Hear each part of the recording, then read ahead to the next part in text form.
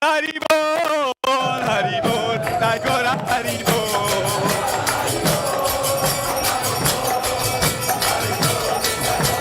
Nitai Gor Haribol, Haribol, Haribol, Tagora Haribol.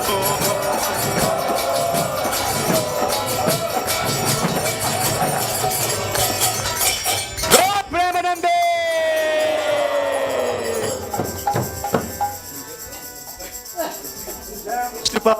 Sapavirajakacharya, Astrotra Satashi Shrimad, His Grace by Charnavinda, Bhaktivedanta Swami Srila Prabhupada ki, Samtakacharya Srila Prabhupada ki, Jai Vishnupad Paramam Sapavirajakacharya, Shrimad, His Divine Grace Bhaktivedanta Saraswati Goswami Maharaj Prabhupada ki, Srila Haridas Thakur ki Jai, Prem se kaho Shri Krishna Chaitanya, Prabhu Nityananda, Shri Vasadi Gop Bhakta Vrinda ki, Shri Shri Radha Krishna Gop, Gopinath Sham Kun Radha Gokulananda Bhagwan ki, Shri Shri Chak Ayodhya Dhama ki jai, Dwarkapuri Mathura Dhama ki jai, Ayodhya Dhama ki jai, Ganga Maya ki jai, Yamuna Maya ki jai, Tulsi Maharani ki jai, Bhakti Devi ki jai, Samaveta Bhakta Vrinda ki jai, Manchester Dhama ki,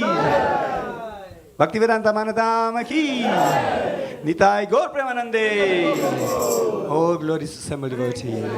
All glories to assembled devotees. All glories to assembled devotees. All glories, all glories, all glories to Shri Guru and Shri Gauranga. All glories to Srila Prabhupada.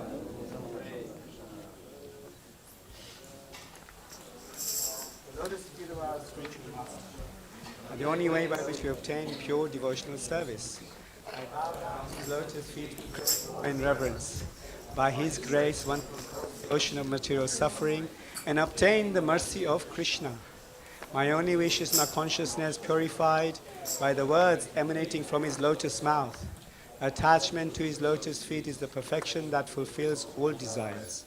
He opens my darkened eyes and fills my heart with transcendental knowledge. He is my Lord, birth after birth. From him ecstatic prema emanates. By him ignorance is destroyed. The Vedic scriptures sing of his character. Our spiritual master is the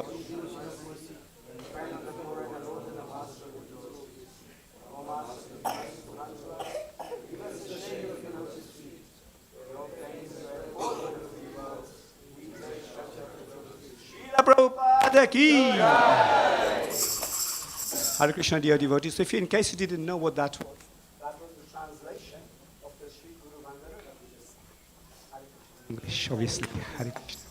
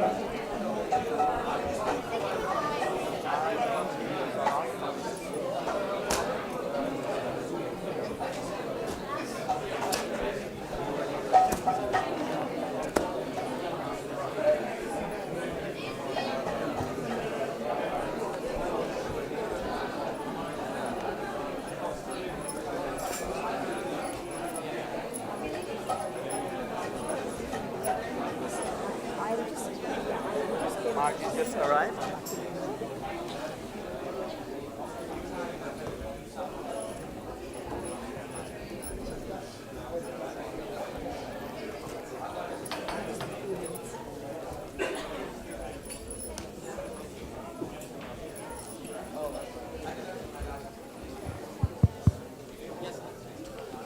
Maybe keep this space free. This space free so you can get by inside. Hare Krishna.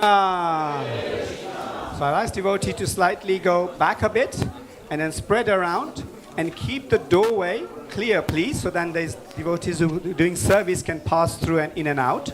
So that'll be much appreciated, please. So keep the doorway area clear.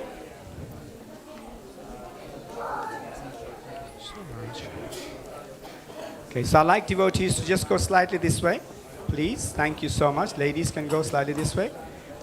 And gents, you're okay.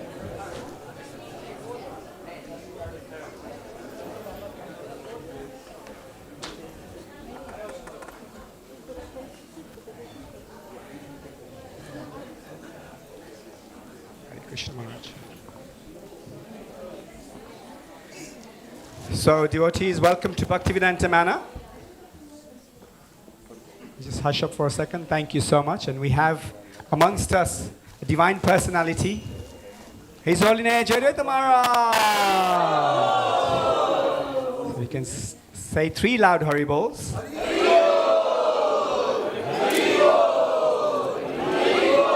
We're so fortunate that Maharaj has taken out time to come here in London to spend some time with us and give us this wonderful discourse.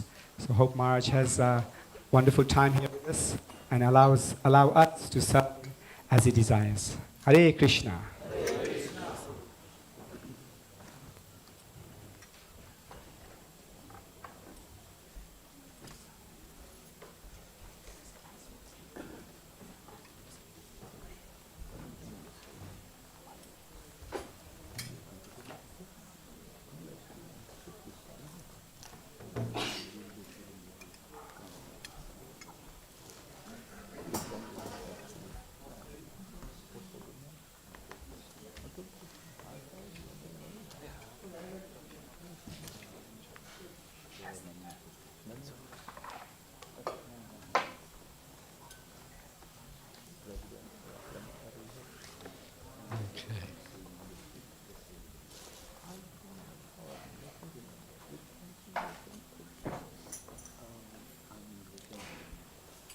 Well, first thing is we can fill in some space here because we probably need it.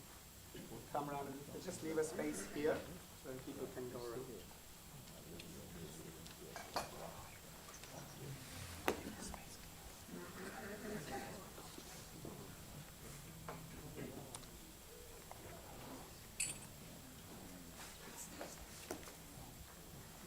Yeah, fill it all in.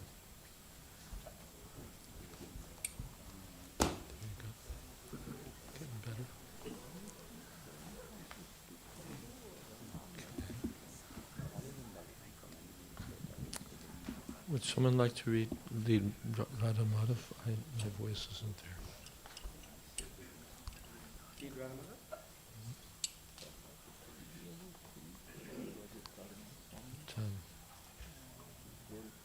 Chatter?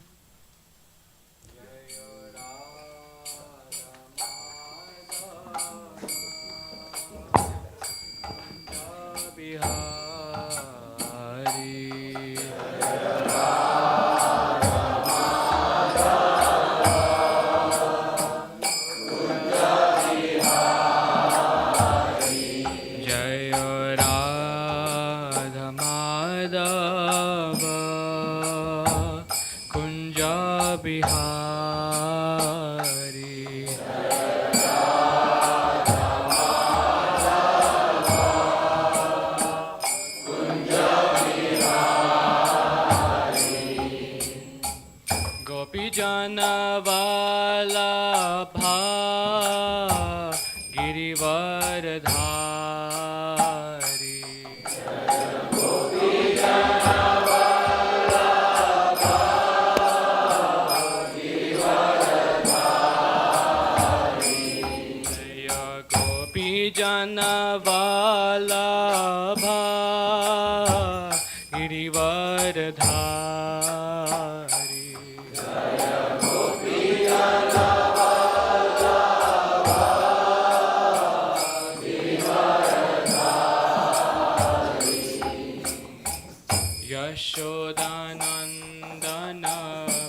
Jana Ranjana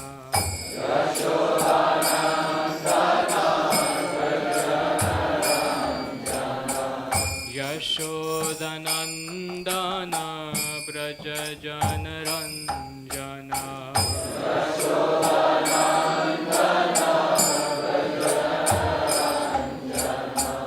Yamuna Tira Vanachari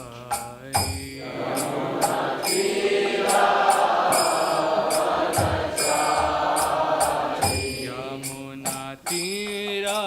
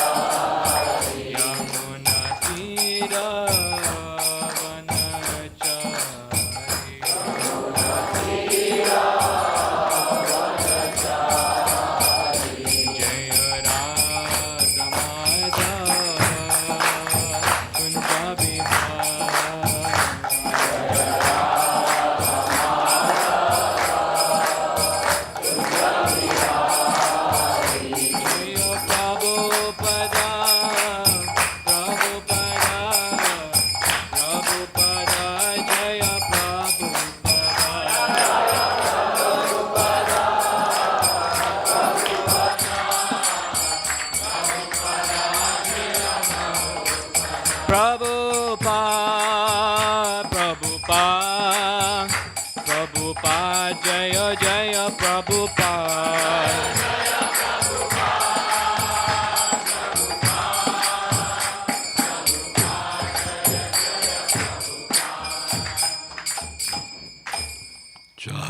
Jai Om Vishnupad Panamhansa Pariprajukacharya Ashtottara Satashi Shrimad A.C. Bhaktivedanta Swami Maharaj Prabhupada Ki Jai Ananta Koti Vaishnavrinda Ki Jai Nam Acharya Srila Haridas Thakur Ki Jai Prem Se Kaho Shri Krishna Chaitanya Prabhu Nityananda Shri Advaita Gadadhar Shri Vasadi Gaur Bhaktivinoda Ki Jai Shri Shri Radha Krishna Gopinath Sham Kun Radha Kun Giri Govardhan Ki Jai Vrindavan Tham Ki Jai Navadip Tham Ki Jai Jagannath Puri Ki Jai Ganga Mai Ki Jai Jamana Mai Ki Jai Tulsi Devi Ki Jai Bhakti Devi Ki Jai Samaveta Bhakta Vrinda Ki Jai.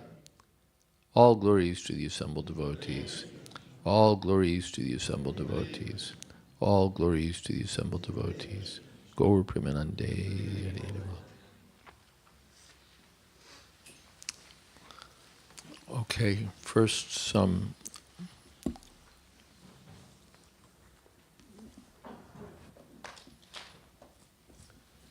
practical issues here. The ladies have no space. And the men have monopolized.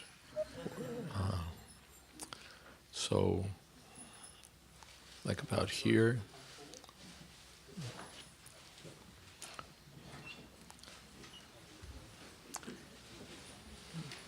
Yeah, if you're past the bell, you're too far. You're into their space.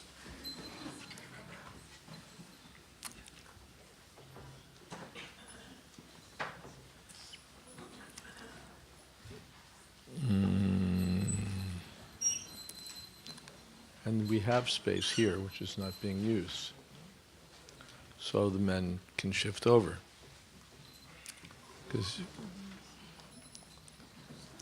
you fill up all the space here.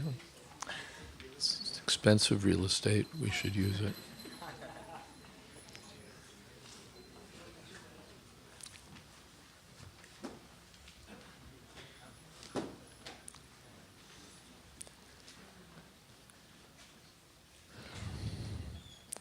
Okay.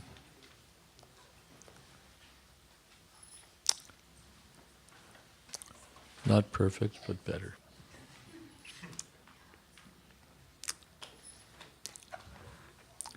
Om Namo Bhagavate Vasudevaya. Om Namo Bhagavate Vasudevaya. Om Namo Bhagavate Vasudevaya. This is Chaitanya Charitamrita Madhya Lila, chapter number 9, text 50. Oh, that's a good reminder. It's time for a cell phone check. Everyone please check your mobile and see that it's in silent mode.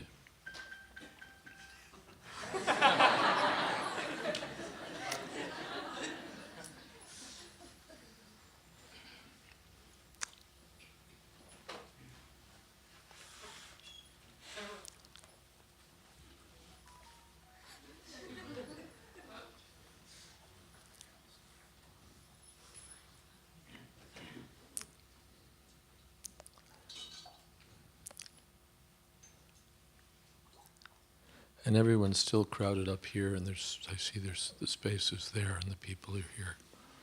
So you might want to, from my point of view, shift more clockwise.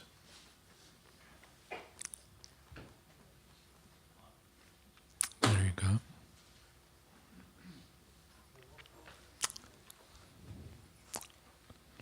So Chaitanya Mahaprabhu has been meeting with the teacher of the Buddhists. Bodhacharya Nava Prashna Shab Uttaila Dridha Yukti Tarke Prabhu Khanda Koila. The teacher of the Buddhist cult set forth the 9 principles, but Sri Chaitanya Mahaprabhu broke them to pieces with his strong logic. Darshanika Pandit Shabai Paila Parajai Loke Hasya Kore Bodha Paila Lajta Pai. All mental speculators and learned scholars were defeated by Sri Chaitanya Mahaprabhu. And when the people began to laugh, the Buddhist philosophers felt both shame and fear. Purport: these philosophers were all atheists, for they did not believe in the existence of God. Atheists may be very expert in mental speculation and may be so-called great philosophers, but they can be defeated by a Vaishnava firmly situated in his conviction and God consciousness. Following in the footsteps of Sri Chaitanya Mahaprabhu, all the preachers engaged in the service of ISKCON should be very expert in putting forward strong arguments and defeating all types of atheists. Om Jnana Timirandhasya Gyananjana Shalakaya Chakshurn Militam Jena Tasmai Shri Gurave Namaha. Shri Chaitanya Manobhistam Sthapitam Jena Bhutale Swayam Rupa Kada Mahyam Tadhati Shapadantikam Pandehang Shri Guru Shri Jatapada Kamalang Shri Gurun Vaishnavamscha Shri Rupam Shagrajatam Sahagana Raghunathan Vitam Stam Sajivam Sadvaitam Savadhutam Parijana Sahitam Krishna Chaitanya Devam Shri Radha Krishna Padan Sahagana Lalita Shri Vishakhan Vitamscha He Krishna Karuna Sindho Dinabandho Jagatpate Gopesha Gopika Kanta Radha Kanta Namostute Tapta Kamshana Gaurangi Radhe Vrindavaneshwari Prishabhanu Sute Devi Pranamami Hori Priye Panchakalpatarubhyascha Kripa Sindhobhyevacha Patitanam Pavanebhyo Vaishnavebhyo Namo Namaha Shri Krishna Chaitanya Prabhu Nityananda Shri Advaita Gadadhar Shri Vasadi Gaur Bhaktivinoda Hare Krishna Krishna Krishna Hare Hare Hare Rama Rama Rama Hare Hare. Well, I see that I was supposed to have given a chance for responsive chanting, but we won't go backwards. Instead, we'll move the board away, and we'll have more space for the ladies. And who's taking responsibility for moving the board? Yeah, good. And then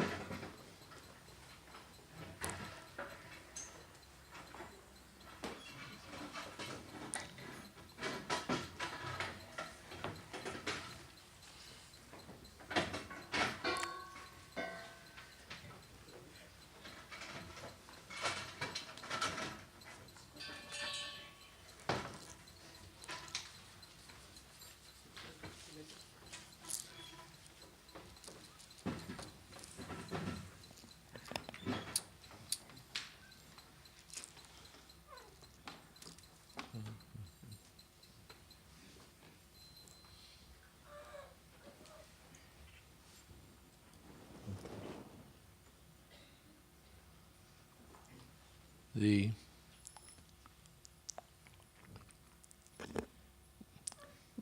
Chaitanya Mahaprabhu met the Buddhist teacher. This Buddhist philosophy has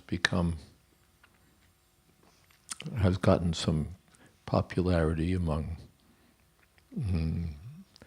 philosophically minded people.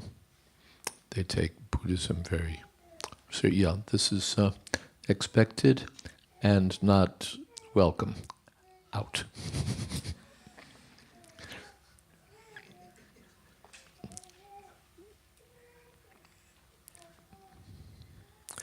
Thank you.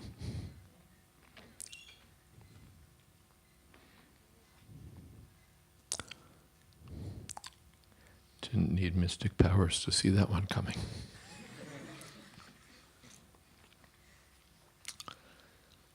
Especially there's a sort of affinity between Buddhist thought and reductionistic scientific ideas because they share the same concept that there's no God, no soul, there's only matter.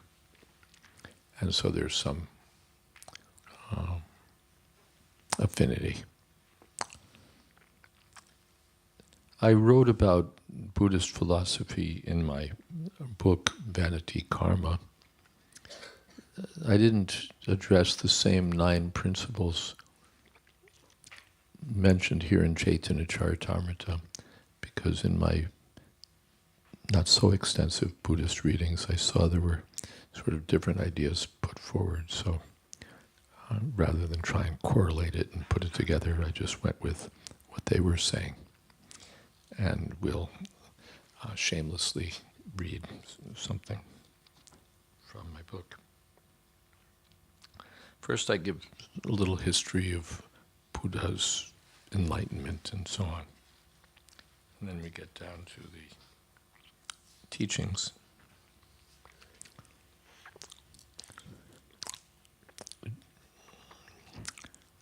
From Bodh Gaya, the place of his enlightenment, in what is now the Indian state of Bihar, Siddhartha Gautam, Buddha, traveled west to Sarnath near Varanasi, and there in a place called the Deer Park, gave his first sermon, in which he set forth what came to be called the 4 Noble Truths. The first of these was the truth of suffering. Life is full of miseries. The miseries inevitably imposed upon us by birth, disease, old age, and death, the miseries of pain, grief, sorrow, despair, lamentation, the miseries of having thrust upon us what we would wish to avoid, and having wrenched away what we wish to keep.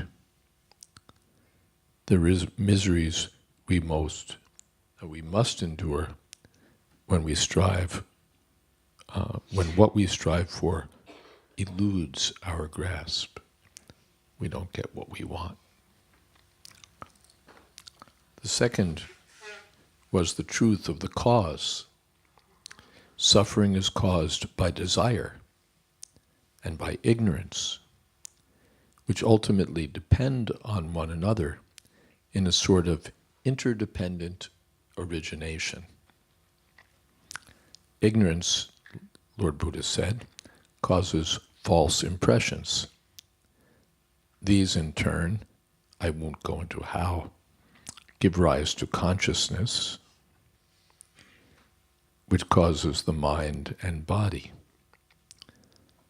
The mind-body causes the sense organs, which cause contact with the objects of the senses.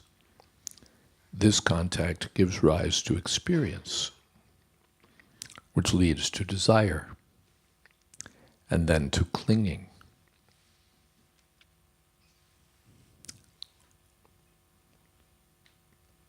Clinging leads to the will to be born, which then causes rebirth. Clinging, we hold on to something, and so we want to come back and get more of it. Clinging leads to the will to be born, which then causes rebirth. Rebirth leads to suffering, which in turn causes ignorance, and so we are back where we started. It goes around in a circle.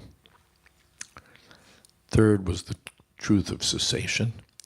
Our suffering will cease when we are free from desire and ignorance. Fourth was the truth of the way. To reach this freedom from suffering, one should follow an eightfold path consisting of right vision, right resolve, right speech, right conduct, right livelihood, right effort, right mindfulness, and right meditation. This is the eightfold path. Such are the 4 noble truths and the righteous eightfold path said to have been taught by the Buddha.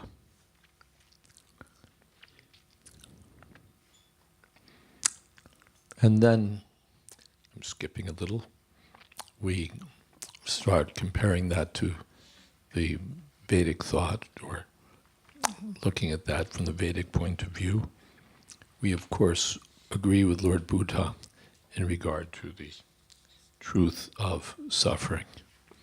Life is undeniably full of suffering. In the Bhagavad Gita, Janma Mrityu Jara Vyadhi Dukkha Dosh Anudarshanam.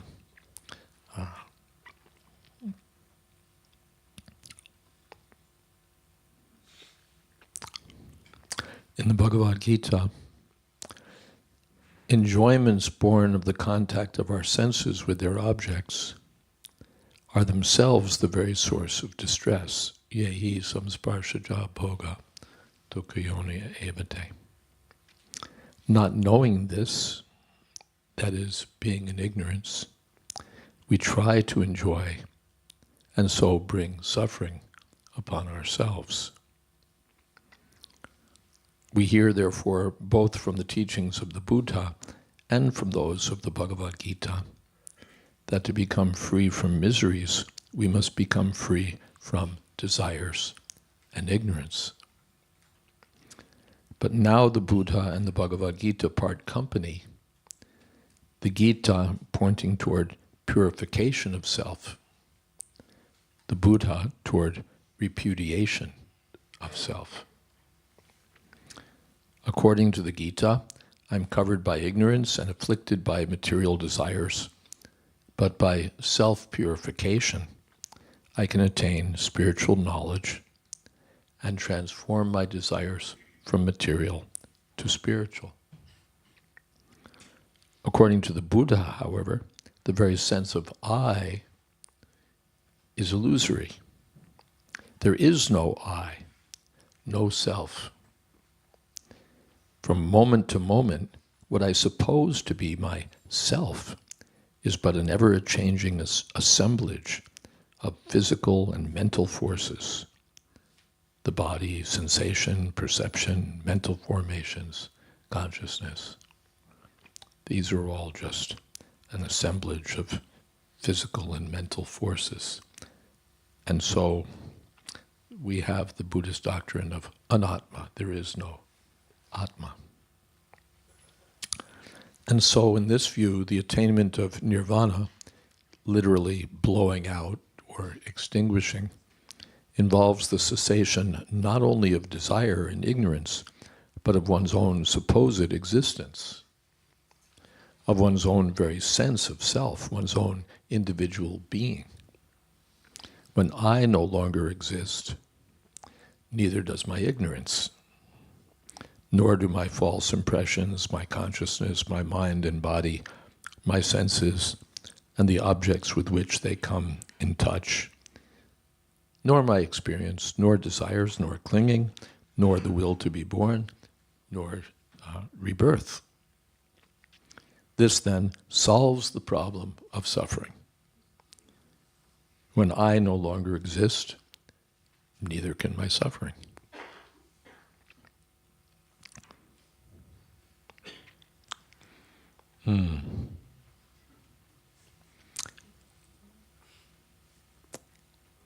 So we have a solution to the problem of suffering, a final refuge from the burden of existence.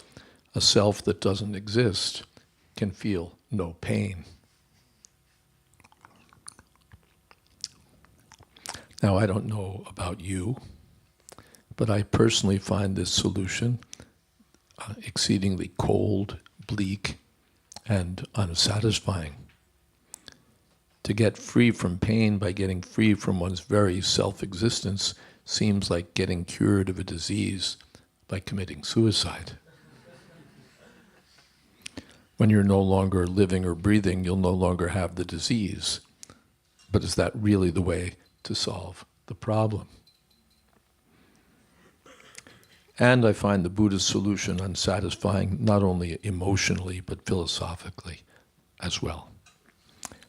Leaves too many questions unanswered to insist that an answer lies beyond intellectual conception. Might work once or twice, but when every fundamental question leads back to silence, we have to ask what kind of philosophy we have. On origins, what does Buddha tell us? Nothing exists independently.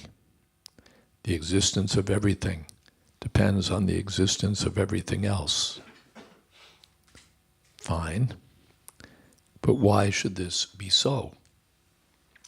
If there's some sort of law, some sort of universal principle, where does the law itself come from? Instead of an answer, we find silence. Buddha doesn't answer that question. Concerning rebirth, again, we wind up in perplexity.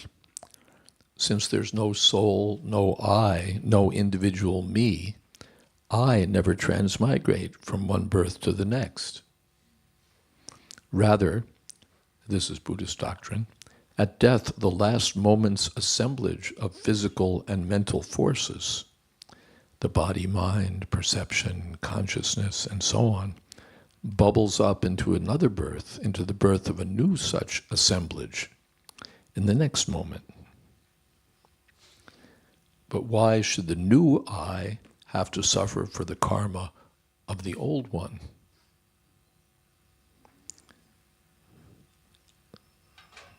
And again, if there's some law, some universal principle that makes this happen, and how else could it happen? Where does that law or principle come from? Again, no answer, only silence.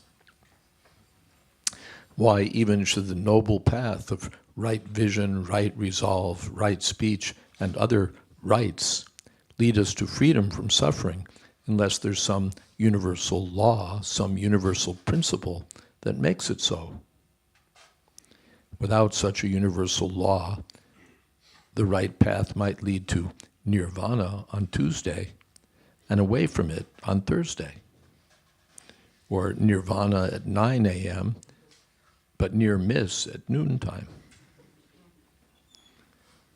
And again, if there's some law that makes the noble path reliably lead to nirvana, must some ultimate cause not lie in the background to make it so?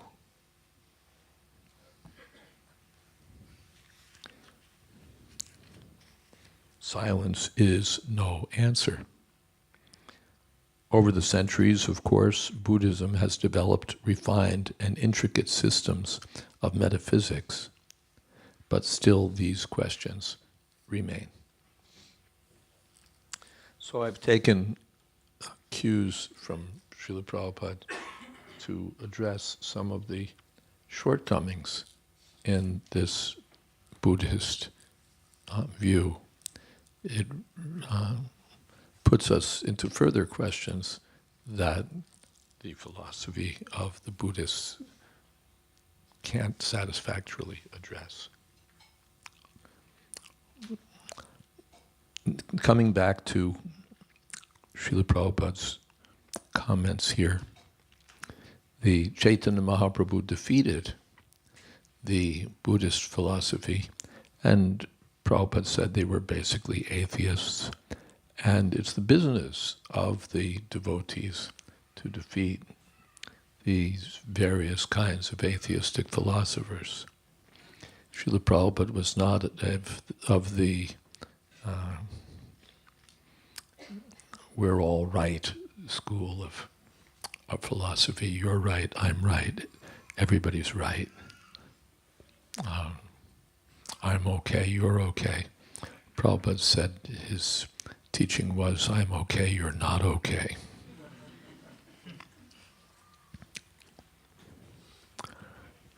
We're not interested in just wrangling and arguing and debating and wasting our life in that way.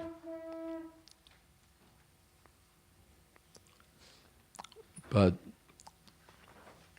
when these worldviews are put forward that deny the existence of the soul, of the personality of Godhead, then the devotees don't just say, well, yeah, I guess. We're supposed to be able to be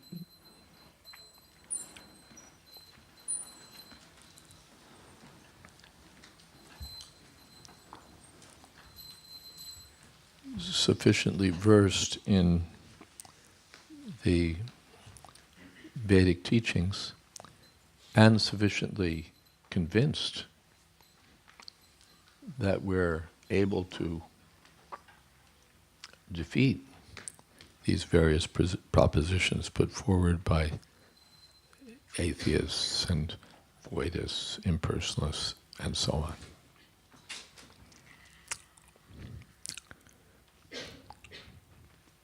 Devotees in ISKCON should be expert in putting forward strong arguments and defeating all kinds of atheists.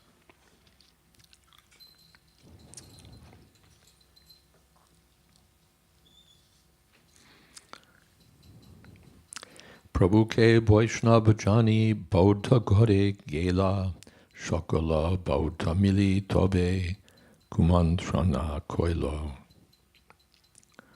The Buddhists could understand that Lord Sri Chaitanya Mahaprabhu was a Vaishnava, and they returned home very unhappy. Later, however, they began to plot against the Lord. Apavitra anna eka talite bhoriya Prabhu age nilo mahaprasad boliya.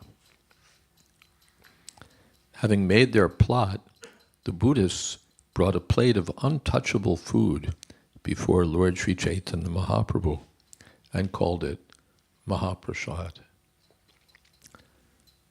Purport: the word apavitra anna refers to food unacceptable for a Vaishnava.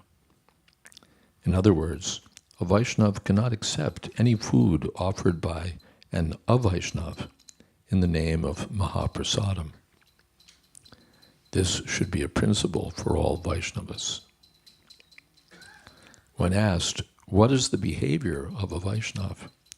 Sri Chaitanya Mahaprabhu replied, a Vaishnava must avoid the company of an Avaishnava. Asat Sangatyage Vaishnavachar. The word asat refers to an Avaishnava, that is, one who is not a Vaishnava. Asat Sangatyage Vaishnavachar. A Vaishnava must be very strict in this respect and should not at all cooperate with a Vaishnava. If an Vaishnava offers food in the name of Mahaprasadam, it should not be accepted. Such food cannot be prasadam because an Vaishnava cannot offer anything to the Lord. Apatram pushpam palam toyam yome bhaktya prayajati. When food is offered to the Lord with devotion, then the Lord accepts it. Otherwise not. Sometimes preachers in the Krishna consciousness movement have to accept food in a home where the householder is an Avaishnava. However, if this food is offered to the deity, it can be taken. Ordinary food cooked by an Avaishnava should not be accepted by a Vaishnava. Even if an Avaishnava cooks food without fault, he cannot offer it to Lord Vishnu, and it cannot be accepted as Mahaprasadam. According to Lord Krishna in the Bhagavad Gita, Patram pushpam palam toyam yome bhaktya prayachati tadaham bhakti paratam ashnami prayatat manaha. Krishna can accept anything offered by his devotee with devotion. An Avaishnav may be a vegetarian and a very clean cook, but because he cannot offer Vishnu the food he cooks, it cannot be accepted as Mahaprasadam. It is better that a Vaishnava abandon such food as untouchable. This is when Prabhupada was at 26 Second Avenue. He wrote a set of principles for the very early devotees to follow. That little handwritten sheet is still preserved. And one principle was, should not eat food prepared by non-devotees. This may seem fanatical or antisocial or impractical, but this is the principle of the Vaishnavas. Sri Chaitanya Mahaprabhu said that by eating grains cooked by a non-Vaishnav, one's mind becomes dushta, or nasty. So this should be avoided. Prabhupada mentions we shouldn't eat food prepared in hotels. Hotels means not, like the London Hilton. In India, hotels are like fast food joints. So in Starbucks would be the European, American equivalent. Food prepared in Starbucks, on airplanes, or this way or that way by non-devotees is described as apavitra anna, impure and unfit for those who are Vaishnavas. Hena kale mahakai ekapakhi aila tonte kori anna saha tali la gelo. When the contaminated food was offered to Sri Chaitanya Mahaprabhu, a very large bird appeared on the spot, picked up the plate in its beak, and flew away. Bodha goner upare anna pare ameja haya bodhacharya matai tali porlila pajiya. Indeed, the untouchable food fell upon the Buddhists, and the large bird dropped the plate on the head of the chief Buddhist teacher. When it fell on his head, it made a big sound. This is what's known sometimes in English as being hoisted by one's own petard, that is, blown up by one's own explosives. All right, are there some questions? Or comments? Yes. Oh, we have a microphone for you.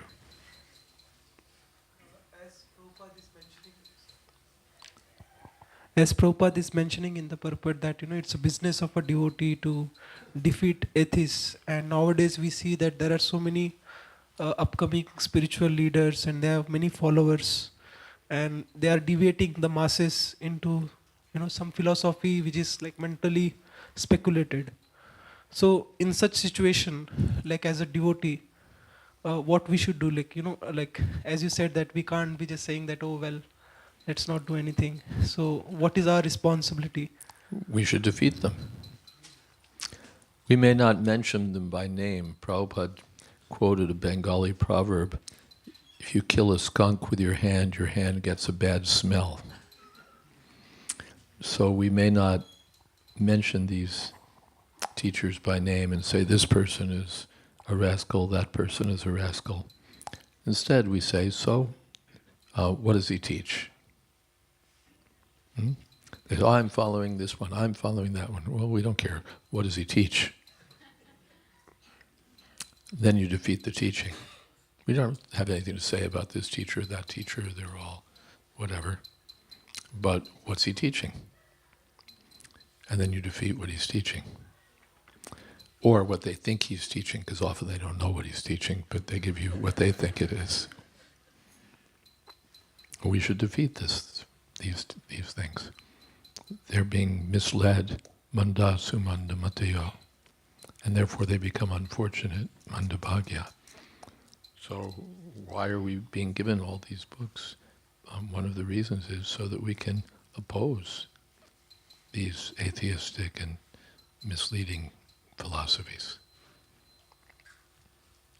Thank you, Maharaj.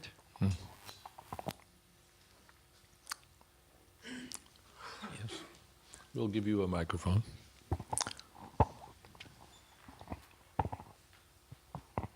Hare Krishna Maharaj. My question is, you mentioned about food being untouchable because of lack of devotion. Could that be applied to our actions and Applied to our actions and a mentality also? Could you comment further?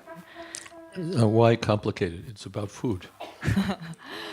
Because you mentioned, the Buddhists, and they have this mentality. They don't see God; they just deny it. I'm interested in why they're actually thinking like that. Why they could be so staunch on this point. Because this is the root of the materialistic mentality. We want to enjoy the material resources as our own, and if we can't enjoy them, then we'll play sour grapes and we'll say, oh, it's all false. Or we'll say it's all false and still try to enjoy them. But one way or another to get God out of the picture, that's called envy. It's dvesha. Dvesha means envy. We really don't like the idea that God is in control of things, that we're subordinate, that we're servants of God. We don't want that. So either we deny that we're servants of God, we deny that there's God, everything is an illusion, okay, then there's no God, he would be an illusion too. Anything to avoid being a servant of God. That's called Maya. And we have different philosophies. Scientism is the big prevalent one now. Because we know that everything arises from chemical combinations, there's no need to suppose any sort of mystical origin for things. And so there's no God, and we're not servants of God, we're independent agents for exploiting the resources of material nature. This is very, very much kindred philosophies. The atheists have a lot of shared territory between them. They have so many philosophies, but they join at this point that there's no God, and therefore everything's up for grabs. Is that okay? There was a question in the back. There's questions here and there. Quickly. In the back, back, straight back by the bell.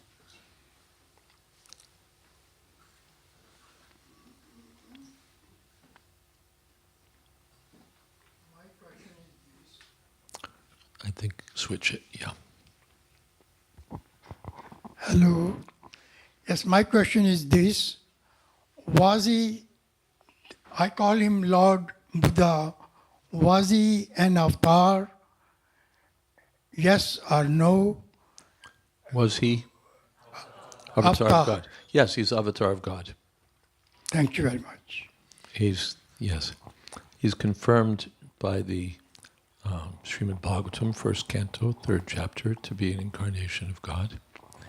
But the acharyas say, this is an incarnation of God whose teachings we don't follow.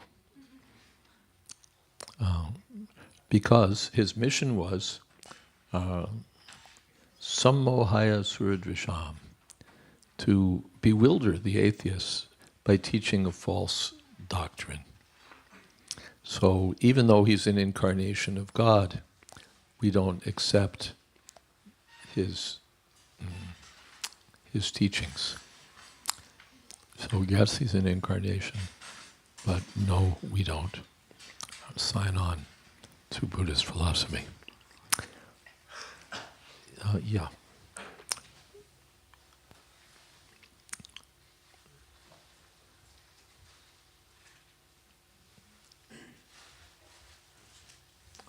Hare Krishna. Maharaj, when we go out to preach, we sometimes meet people with rebellious mentality. They call us, they speak something which is not appropriate, and we need to tolerate that. Mm-hmm. They sometimes get into fighting mode, and we need to be tolerant at that time. So during preaching, how can we increase our tolerance? During preaching, how can we increase our tolerance? We can remember Sri Chaitanya Mahaprabhu, who met with Sarvabhauma Bhattacharya and sat for so many days listening to his nonsense before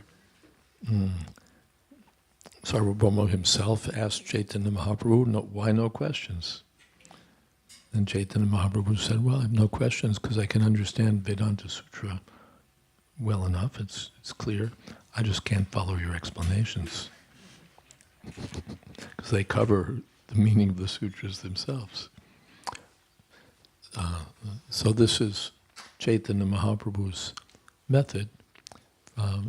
Even if you want to defeat someone, we're, as expected, we've filled up the space, so we can move forward a little bit because more people are coming.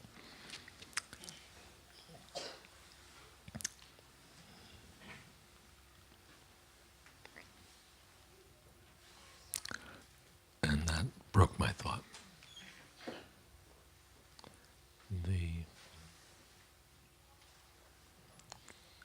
And what was I saying? Oh, that even if you want to oppose someone's philosophy, first you have to know what it is. How do you know what it is? You listen. If you don't listen, you'll be speaking against what may not be what the person has in mind to begin with. Our Rabindra Swarup Prabhu, my godbrother, wrote his doctoral thesis on a professional philosopher whose name I believe is Thomas Hartshorne. And after he'd written the thesis, he sent a copy to Hartshorne himself for comment. And Hartshorne appreciated it. He said, I've only read partway through your thesis so far, but you're the first person who actually understood what I was saying. Rabindra later in the thesis applied the ideas of Gaudiya Vaishnava philosophy, Chincha Bhed Bheda Tattva, to what should we say? Knock holes in Hartshorne's philosophy. And Hartshorne himself said that, well, I'll have to reconsider some of my thinking. But the first thing he appreciated, and of course his teaching was quite subtle and involved, but he appreciated it. You took the trouble to actually understand what I was saying. So many others have written their responses to my thought, but they haven't really understood it. You've understood it. Now I have to take seriously your refutations or your points. So that's another reason for being patient, so that we can understand what they're saying, and then knock it out of the ballpark.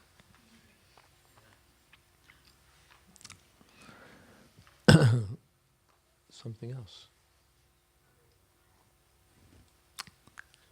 Yes. But humble doesn't mean that we don't oppose what they say. First, we hear them patiently. Otherwise, that's rude. We don't want to hear what they're. Listen to them patiently. If I understood what you're saying this, this, this. Is that right? Yes, yes, yes. Okay, let's take it. Let's see where it goes. Yeah. Hare Krishna. Thank you, Maharaj.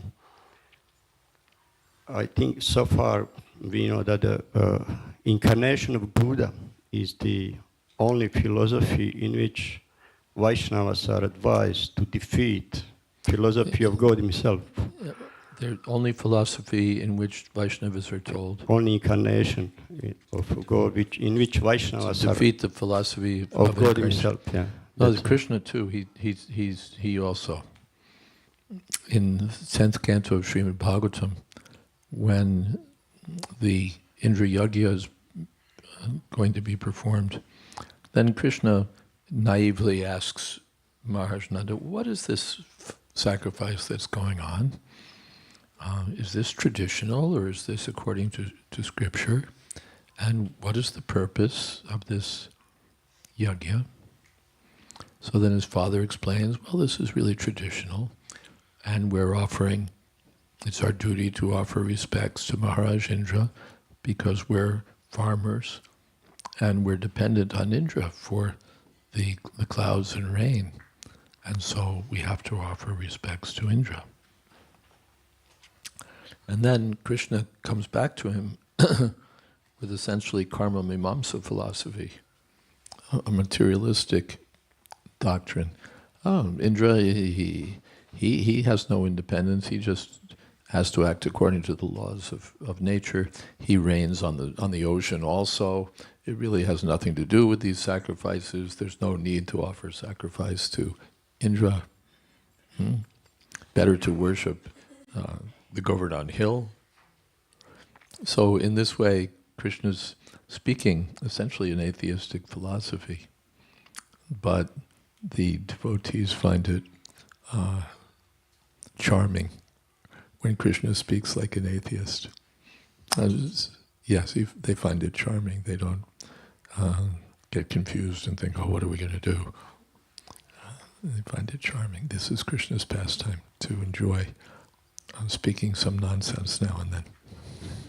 Yeah, the other day we had some, I think, seminar on Ramayana. So among them there is we are given hint that original Buddha, he was preaching only non-violence, and then giving hint sometime in his answers, which were kind of twofold answers, giving answers that there is a soul, and that another person, like a second Buddha, he was exceptional practitioners of Buddhism. Slower, hold on a second. I need to digest that. This is not American English. Sorry. What was said? Did you get That it? original Buddha. Hold on. The original Buddha was teaching only non-violence. Was preaching only non-violence. And then he would give the hint of existence of the soul.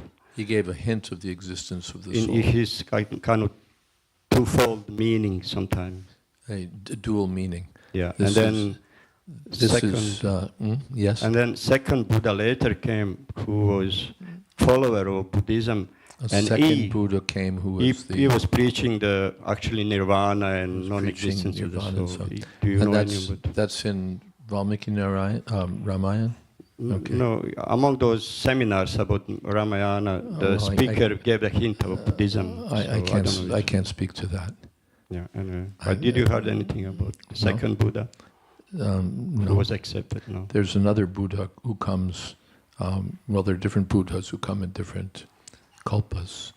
I mean, not Buddha, but they call him enlightened one, which was very advanced. To answer, I'm not familiar with the material given in the seminar, and I don't have any specific response to it.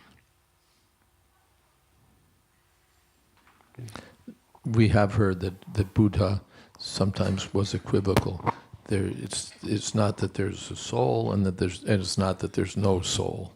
You know, he's going this well, and that's sort of torn apart by Jiva Goswami. You can't have a position like that. It's not that there's a soul, not that there's no soul. You know, it's not that we're in Hartsford, sir. It's not that we're not in Hartsford, sir. You know, come on, get real.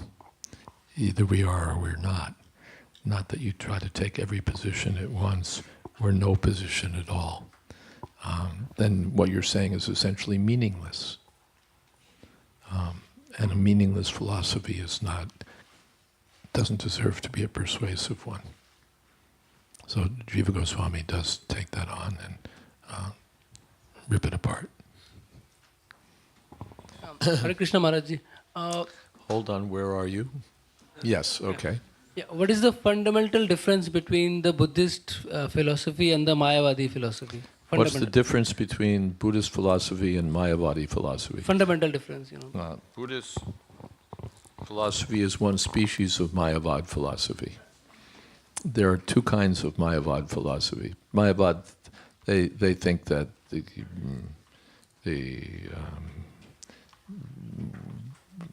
what we see is all false. So the two kinds are the Buddhists and the Shankarites. The Buddhists say everything is void, nothing is real, it's all a product of our false sense of self and desire and so on. Otherwise, nothing really exists. There's no soul. There's no this. There's no that. There's certainly no God. So they deny God. They deny the self, and they just give. There's nothing really. And then you have the Shankarites. They say no. There is a self. There is an absolute truth, but there's no difference between yourself and the absolute truth. And there is God, but there's no difference between yourself and God. So essentially you get to the same point. If everybody's God, then no one's God. If everyone's God, then no one's God. So there are two different ways of denying the personality of Godhead. The Nirvisheshvad, voidism, which is Lord Buddha's doctrine. Which is, let's go back, Nirvisheshvad and Shunyavad. Shunyavad is the doctrine of the Buddhists, everything is finally zero. And Nirvisheshvad is the Shankarite doctrine that, no, it's not zero, everything is one. Everything is one, there's only absolute oneness. But either way, whether everything's absolutely one or absolutely zero, there's no God. So they're both Mayavadis. Everything is one, like in Bhagavad Gita we also listen like Vasudev Sarvam. Vasudeva Sarvamiti. Yes, Vasudeva, Krishna, everything is one, but that doesn't mean there's no difference between myself and God. Mami Vamsa Jiva Loke Jiva Bhuta Sanata. Krishna says all these living beings are part of me. If I'm part of Krishna, then I'm not absolutely identical with Krishna. I'm identical in quality, but very different in quantity. But in the Mayavad doctrine is what's called Kaivaladvait, only absolutely one. No acceptance of individuality or variety. And that's defective. Okay, how long am I supposed to speak till, by the way? 9 o'clock. Till 9 o'clock. Late breakfast, okay. Yes. Hare Krishna. Where are you? Okay. Hare Krishna Maharaj. Could you differentiate between our Brahmavadis and Mayavadis? The difference between a Brahmavadi and Mayavadi. And the second part is... Well, before we get to the second part, let's do the first part. Don't want to stretch the poor little memory too far. I haven't heard Prabhupada make much of a distinction between a Brahmavadi and a Mayavadi, to tell you the truth. I've heard the distinction made, and it may appear someplace in teachings of some of our acharyas, but Prabhupada just doesn't make a much of an issue about it. Brahmavadis, Mayavadis, they tend to be, for practical purposes, indistinguishable. What do you have in mind as a Brahmavadi? Well, what I've read is that they're non-envious of the Lord, so they're interested in becoming, merging with the Brahman, but they don't have a conception that... If you want to merge with God, that tends to be a sign of envy. I'm just saying what I read. Wanting to clarify it. The second part related to that is, you see that in Gita it says there are two types of Mahatmas. So that's why I'm asking it. And it seems that they're both called Mahatmas, so why is that? Yeah, in the Bhagavad Gita, let's say, Anya. What is that in the Bhagavad Gita? Where is that?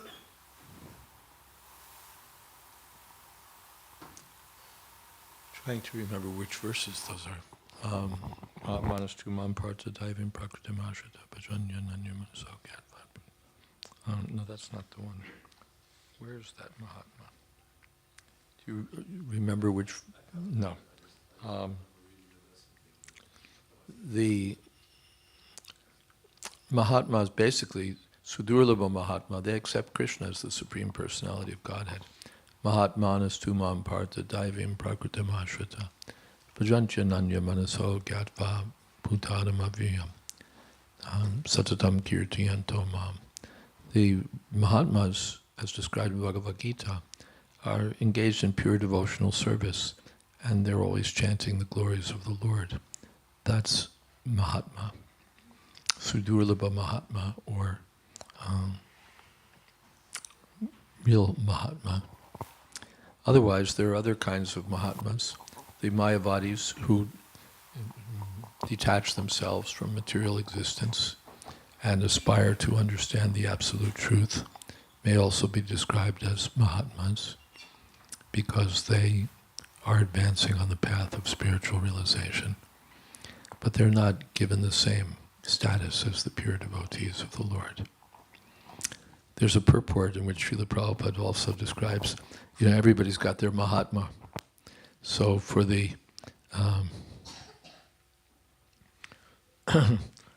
the big businessmen, someone like Bill Gates or what is that, Advani, they're not Advani, Ambani, they're Mahatmas, because they're big Crorepati's. So those who are after wealth, they see these men as Mahatmas. And then those who are scientific-minded, they see Einstein and other materialistic philosophers as Mahatmas. Then those who are politically minded, they may see a politician as a Mahatma. Or those who are philanthropists, they see other leading philanthropists as a Mahatma. But from the point of view of Krishna, Mahatma finally means the pure devotee of the Lord. Is that okay? Yes.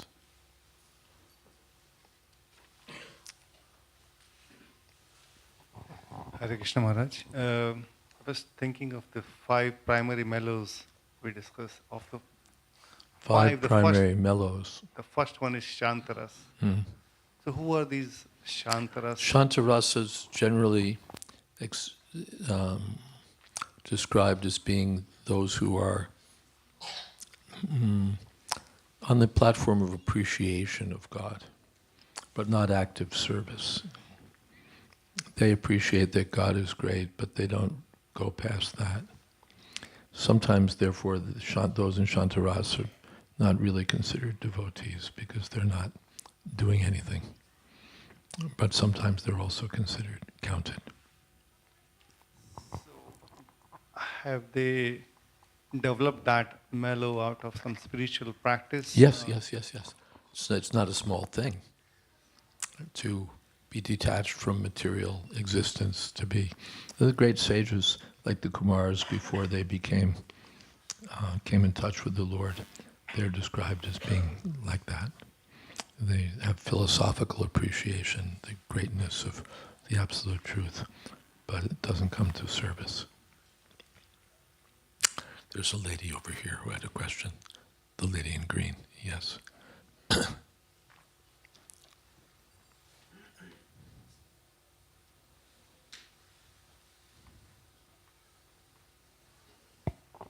Hare Krishna.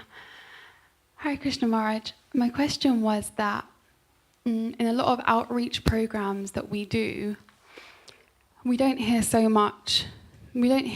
many people talking about these kind of philosophies. In the outreach programs that we do, we don't find many people talking much about philosophy. Yeah, it's more like crystals, auras, ayahuasca, these kind of things. And I'm wondering, how do we approach that? We don't find people talking about crystals, about philosophy, Buddhism, or this or that. They talk about crystals and auras. And Ayahuasca. Ayahuasca. Ayahuasca. That's a new one on me, ayahuasca.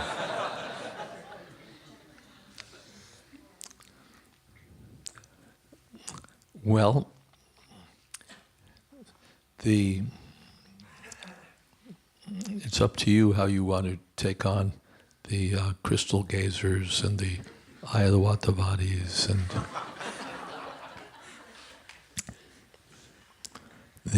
basically somehow or other get them to chant Hare Krishna and take Prasadam. And then everything will become crystal clear.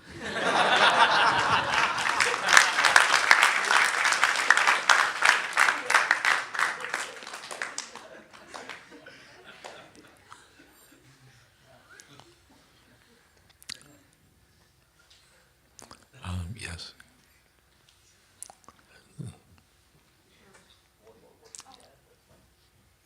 Okay.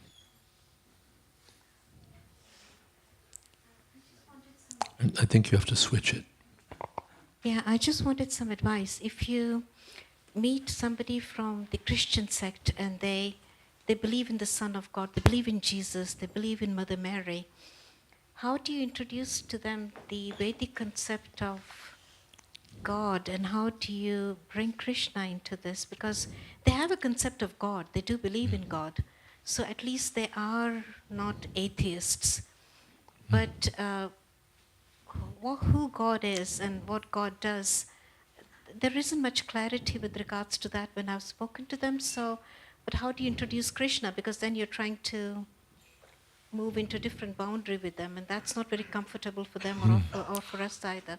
What do we do when we meet people who sincerely believe in Jesus and Mary and the path of Christianity?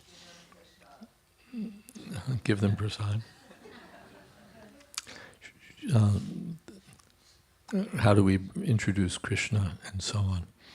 Srila Prabhupada, I generally saw, didn't try to do that with people who were Christians. He didn't push Krishna and the philosophy of Bhagavatam. Usually his first point was, are you following the teachings of Christianity? Are you following the teachings of Jesus? And specifically, thou shalt not kill. That was his point, that Jesus says, thou shalt not kill. It is there in the Bible. The rich man asked Jesus, what do I have to do to be saved? And the first answer was to follow the commandments. Which ones? And he explained them. So these are commandments, thou shalt not kill. And Prabhupada wouldn't let people off that. You know, they'd want to talk about theology, they'd want to talk about comparison between Vaishnava doctrines and Christian doctrines. Nothing doing. Thou shalt not kill. That was Prabhupada's platform. First stop killing, then we'll talk philosophy.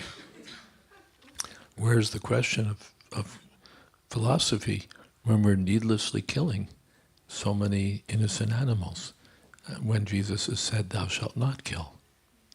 That was Prabhupada's platform. Yes. We'll give you a microphone because maybe for the outside audience it will help. Click, click. So what do we do with Jehovah's Witnesses then? Because they don't kill, they eat a vegetarian diet. Jehovah's Witnesses. Yeah. Give me a moment there. No, the Jehovah's Witnesses don't follow a vegetarian diet. Quite the opposite. I visited somehow the Jehovah's Witnesses, a big Jehovah's Witnesses center here in the UK, and they showed me through their building, their presses, their huge laundry room where they do laundry for, all these people who are working and doing God's work in their building. And they showed me this, and they showed me that, and they showed me their freezer.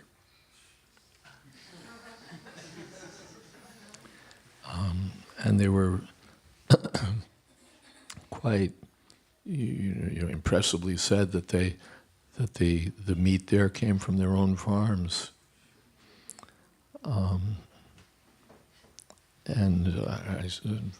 I said something to the effect that you don't have an issue here with killing, despite the biblical commandments. And the person who was leading us around said, well, we believe that the day will come when we'll no longer have to kill. And I said, well, we believe that day's already come.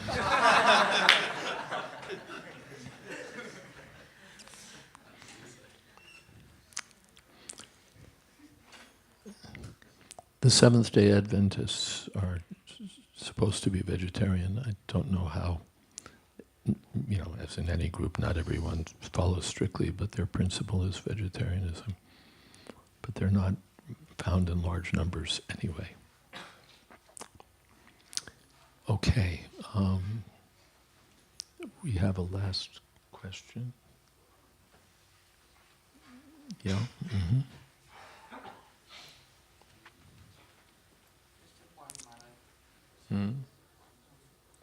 Well, there's two people, and he has the microphone, so he has an advantage over you. Yeah, you have to switch it on or you lose your advantage.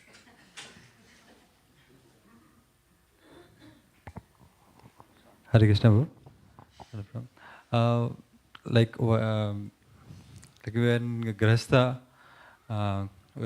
we are a family person, suppose Grihastha devotees, when you go for preach for others, like they sometimes they make one day very nicely puja to Krishna and give prasad, but other day they don't follow, might be they are not following the process. So how we can take that? That you go for preaching and people have deities of Krishna and they're offering to the deity, but other days they don't? Yeah, they might not, not only that, they not follow, suppose, 4 principles, but they that don't day, follow the regulative principles. But one day they will do when we, suppose, visit them. But for one day they do it.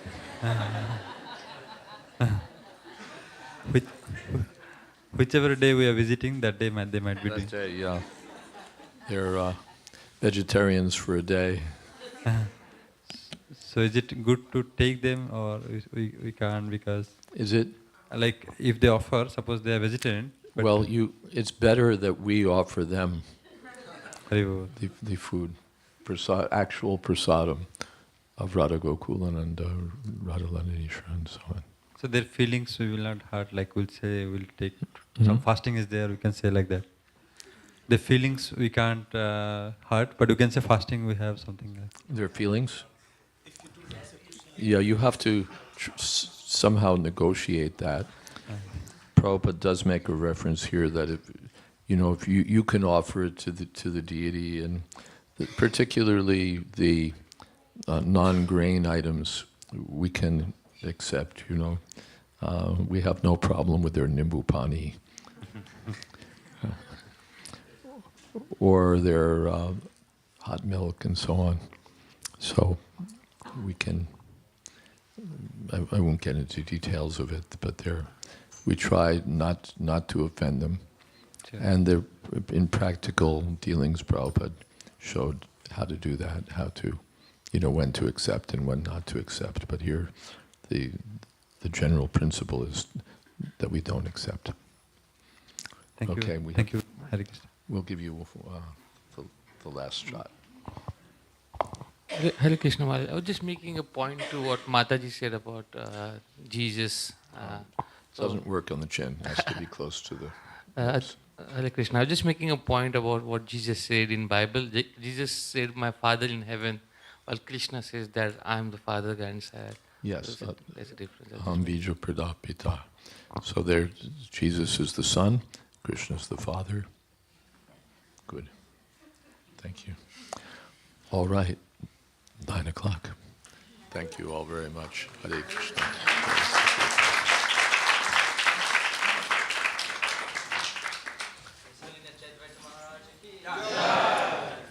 And we do have copies of my book if anyone's interested. Then come speak to us.